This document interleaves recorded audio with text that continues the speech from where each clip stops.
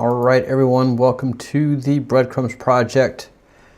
I'm interrupting my regular scheduled show to talk about Iran and Iraq and what is happening over there, especially from a very unique perspective, from a Q perspective, which gives everybody that's going to watch this a little bit of different idea of what is happening. And I hope and pray that is the case, what is happening, because I'm not at all happy that we are at war with, making some adjustments to the system, at war with Iran. I'm not happy about it at all, but I think that this is a psyop. I am pretty well convinced that this is a psyop that has to occur to help make some needed changes in the Middle East. So right now, as you can see, the president is giving some remarks, and yeah, it's a mess. It is a mess. But this is my perspective from a Q trained observer. Okay, nothing about this is normal. Nothing about this is normal. Everything that has gone down is far, far outside normal. One of the biggest things is that they were able to kill the Ayatollah of Iran, his daughter, son-in-law, grandchildren, and now the wife, Ayatollah's wife, a bunch of generals and past presidents, just a bunch of people have been wiped off of the face of the earth. And just like that, in a single sterile operation, when we already knew things were at a heightened sense. And we also understand that the frustrations with Israel were also are mounting because of the Gaza situation. It is a mess. So this is my bottom line, what I think has happened, and it is wild that we have made a deal when the Trump team was negotiating with the Iranians to strike some kind of peace. Realistically, it was hard to transition from an Ayatollah-led government into a peacefully led Ayatollah government. Just the whole process. So I think here's the deal, that Trump told leadership, look, you guys can go away, go somewhere, be safe. We'll take care of your country and transition it to the world, because they've been isolated so long. Set up a whole new leadership team and let Iran come to the globe again, and not have to suffer the process of Ayatollah government and transitioning and trying to save face, which is definitely what was going to happen, what had to happen. And I think the timeline of this has been short-circuited. Also, I think a lot of the world is really frustrated with Israel, and part of the agreement was that, yeah, let Israel attack Iran, and Iran can unleash holy, divine heck upon them, which is happening. Israel is getting their asses handed to them. Understand where Israel is right now. They've been at war nonstop for 2 years with Gaza. The economy, local economies have tanked. Tourism has tanked. The military is exhausted. Understand also that they don't have a full-time military. This is a military that's mostly made up of reservists. What are reservists? They are people that have 9-to-5 jobs that go occasionally once a month, become a weekend warrior. Now they have become constant soldiers. These are middle managers. These are engineers. These are IT people that normally are not soldiers. They're having to be soldiers, and it's traumatic, man. I was a soldier. I didn't go to war, thankfully. It is very, very stressful, not only to the soldier, to families, to the infrastructure. Schools are not getting the funding they need in Israel right now because everything's going to defense. So Israel is super stressed right now. And then to have to go to war with Iran. And if you can understand the size of Iran versus Iraq, you will appreciate really what's going on in the picture of a huge country versus a little tiny thing, man. And also, we really have to appreciate that Iran is a very old country. I'm talking Darius old. I'm talking, and I've been looking at the Darius inscriptions. We'll get to Darius in a second. But take a look, please, at the size of Iran. And then the size of Israel. And honestly, even this map doesn't give you, I think this map is a little bit off too. Because Iran on a map is honestly much, much bigger than this guy's letting on. But Iran's massive. I've watched many documentaries of people going to Iran and going to different parts. Tehran is a big city. It's the international city, but it's not the heart of Iran. As you see, Qom right here and Kerman, they are so far away from the center of international Tehran, and you get out into the desert, into the vast areas of Iran, where people just do not go normally.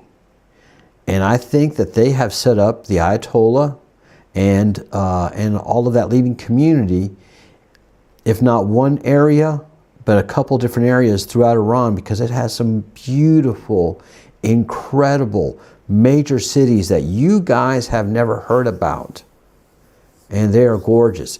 And let them retire peacefully, bring in a leadership team that can integrate Iran into the modern world, because Iran honestly is very modern. If you watch some YouTubers that are going to Iran, it is a passionate modern country, especially Tehran. Women are not obligated to wear the burqa. Women are not obligated to cover their heads. Do they do it as a sign of respect? When a woman goes and meets the Pope, or goes into the holy parts of the Vatican, they cover their heads. All right? Jews, women, the Orthodox women cover their heads. It's not a crazy thing. But Iran has done something that hopefully we're all grateful for. And that is when they closed off the world in the 80s, in the 70s actually, from the CIA, from all these, the City of London, the Committee of 300, which we have been studying for the last many weeks, they were able to preserve the oldest part of the world. The three oldest parts of the world are Egypt, India, and Persia. And the Vedic Empire, the Vedic, not Vedic Empire, yeah, Vedic Empire, I guess I would say. But yes, those are the three documented oldest parts of the world. China is very old as well. But I think, and I don't mind being wrong, that the older cultures are the three that I just mentioned. And Iran has preserved so much. They've preserved the Zoroastrian culture, the true ancient Zoroastrian culture that has had a flame burning in the same temple for 3,000 years. They've also preserved and have what I would say is the oldest religion, and the one that John the Baptist was a part of. And oh gosh, they're escaping right now, but in about 2 seconds they'll hit me. They mentioned Jesus, and that religion is preserved in Iran along with the Muslim. And there are many different cultures that are within Iran that practice different religions. And yeah, it is an amazing place that thankfully has been preserved. And I think and I hope as they're transitioning into the modern world that they're going to be accepted, along with Russia, along with China, that we stop all this communism scaring people, which is based on the Committee of 300. This is something that the Committee of 300 has been working on. Trump has obviously been fighting them. And I think they went to war. I think Trump went to war with Iran in a planned method. Also, Iran is destroying many U.S. bases, which I think is part of the deal. We don't need to be in the Middle East. We have no right, no reason to have bases in the Middle East. These are sovereign countries. These are sovereign countries. Mandeans, by the way. Mandeans, I knew it would hit me in a little while, back in the trolling thing, wherever that is. Mandeans, Zoroastrians are the two of the oldest religions of the world in Persia, and Darius talks about them. So if you have any questions, pop them in the chat. We're happy to answer any and all questions. But I think this is a planned event, and I think part of the planned event is that Iran finally gets to kick the shit out of Israel. And that is what's happening, man. A few bombing runs from Israel over Tehran. They keep saying they're going over Tehran. Notice how big, how huge Iran is. Bombing the shit out of Tehran is not going to do anything. Do you think the leadership was in Tehran? Not by a long shot. So everything that we've seen is a psyop from the United States. I don't see that they destroy the Navy. I'm sorry, but Iran, I don't think had that big of a Navy. And they're mostly made up of speedboats that we've been able to tell. So Trump saying destroy the Navy, that's natural psyops Trump. So I think he was trying to get, I think everybody wanted a way to transition from the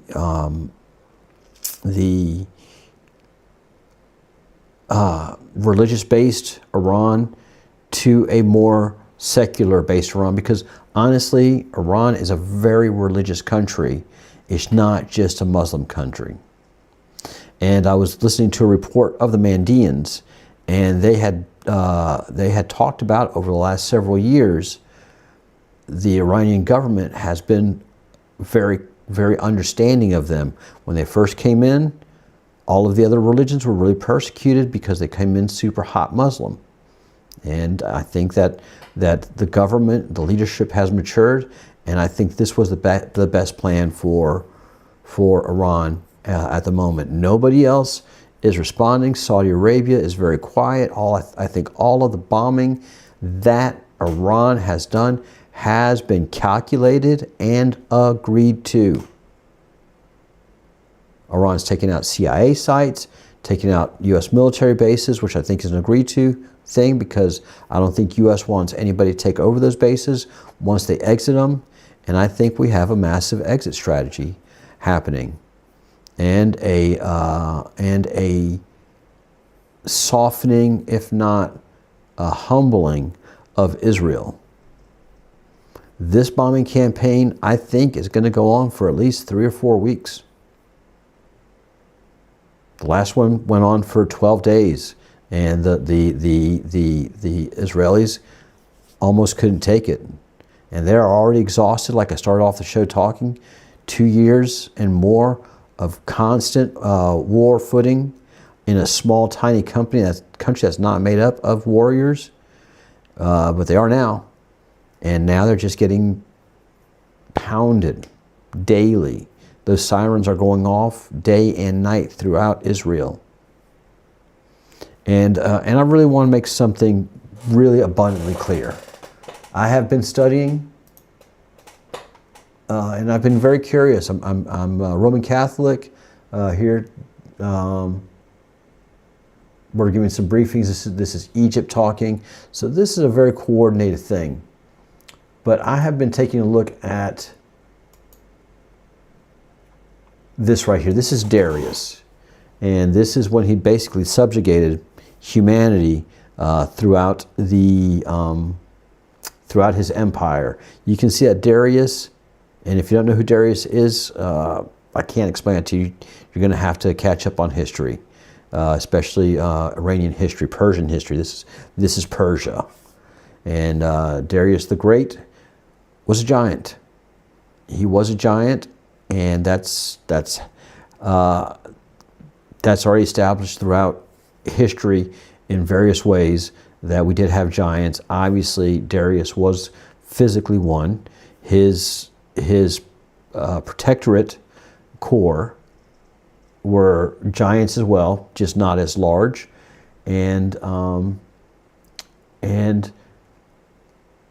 humanity, the one thing that we have over the giants and everybody else that was over us in those times is we breed, and we breed fast, and we like to breed. So we're little rabbits, and that's one of the things that we did in those times, is just outbreed the giants. And the long skull people, I think the environment changed for them. Something happened, a collapse occurred. So there's some things that happen in our society, in our world, that we're just not completely understanding, but we're becoming more aware of every single day. But one of the things that struck me is Darius talking about his lands, and understand that he went from Egypt all the way up into Persia, and somewhat beyond. So he was king of the Persians, the Elams, the Babylonians, the Assyrians, Arabia, Egypt, the countries by the sea, Lydia, Greeks, Media, Armenian, blah, blah, blah, smaller countries, other countries, important ones. But what he does not mention is Israel. And I'm kind of hot on Israel right now, because everything that a lot of us who've been taking on the studies of Israel, Hebrew, we're finding that Hebrew is not the ancient language it purports to be. It is not an ancient language, and I don't see them to be an ancient people. I think they are reinvented peoples. Okay, I think they're originally that they were Sumerians, and that they became they became the Phoenicians, and the Phoenicians evolved into the Hebrews. And Jew is just a whole new term, and it's coming from the Ashkenazi Jews. I'm actually from, my mom, unacknowledged, I'm half Spanish, half Basque, but we're Sephardic Jews. And there's a difference between Sephardic and Ashkenazi Jews and the Arabian Jews, which are the original Jews.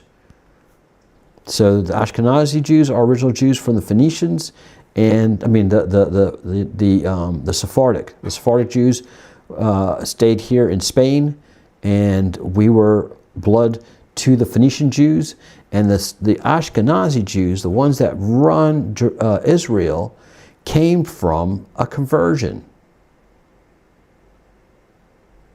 from the Khazarians people, which are below Moscow, for what is now, and they are at war as well, is Ukraine. The Ukrainian area is where the Ashkenazi people, the Khazars, were based. And they were very bad people then, and they're very bad people now. What has happened in Gaza is inexcusable. Inexcusable. So for all that we're seeing that's happening in Israel, well, it's from Iran, to me, it's just desserts. Absolute just desserts. You can disagree with me. That is fine. There are always two sides to a conflict. So, there are alarms and alerts that are going throughout the day and throughout the night, throughout Israel. And the U.S., I don't think the U.S. is honestly attacking. I just don't think it. I don't see it. I don't think it. I think it's just wordplay. And everything that's being attacked is agreed to. I think this is a massive psyop, and I think the process is just to humble the heck out of Israel and bring them down into a manageable society that is not the genocidal monsters that they are right now, here and out the world. All right, so that is my take on it. As I've viewed Trump coming into his second term, his third as commander-in-chief, I see this as just a massive coordinated event, and it's not liberating the Iranian people. It's just allowing them to come into the fold of the world a lot quicker and a lot easier, and not have to go through much of the struggle that they had to. I think this is a very, very coordinated event. I'm not happy about it. Okay, I am not happy about this at all. I would have preferred that Israel attack Iran on its own, but I know that there was no way that they were going to be able to do it on their own. That they think that they think that they have the support of the United States and doing what they're doing, but I'm not seeing it. I'm not seeing it. So, and when they killed all the senior leadership and took them all out one fell swoop. That's absolutely impossible. Saying that they were in Tehran, they were at a meeting or something like that. All that happens underground, way underground in bunkers. I think that they've been given, like so many people, they've been giving a witness protection program, and that they can live the rest of their lives happily and allow the country to become integrated into the world again. So hopefully that's what happens. All right, winding things up in this special Breadcrumbs project.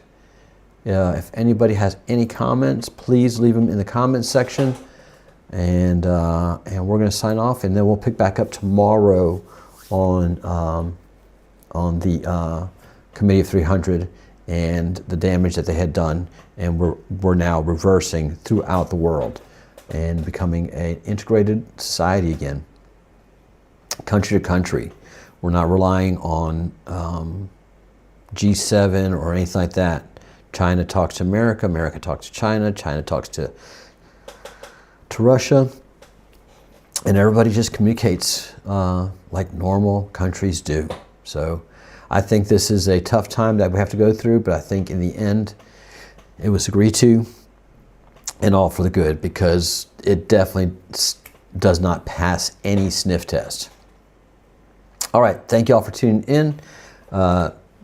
If you have any questions, again, pop them into the chat before I sign off. And if not, I will see you tomorrow at 5 p.m. Spanish time, 11 a.m. Eastern. And this is the Breadcrumbs Project, signing off.